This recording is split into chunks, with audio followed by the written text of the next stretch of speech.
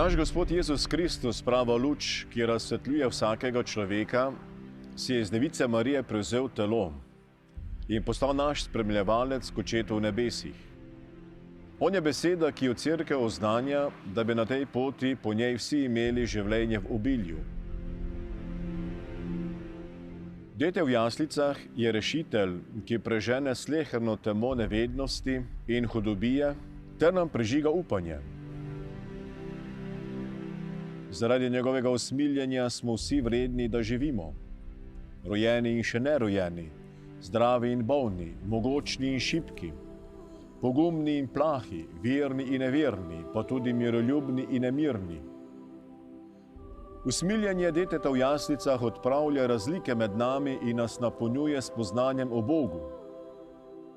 To nas nagiba k spremembam, ne v grožnjah in nasilju, temveč pravičnosti in medsebojni ljubezni.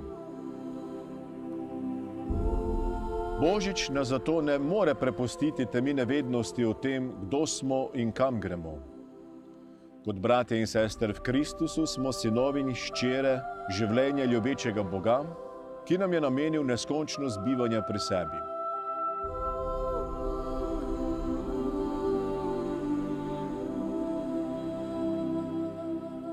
Vsem prebivalcem Slovenije, zamejcem in izseljencem, bratom in sestram v Galičanski in pravoslavni cerkvi ter tudi pripadnikom drugih ver, še posebej pa bolnim in trpečim, brezdomcem in brezpravnim, prestrašenim in jokajočim, izrekamo škofje svojo sočutno bližino in molitvi na vas kličemo Božjo pomoč.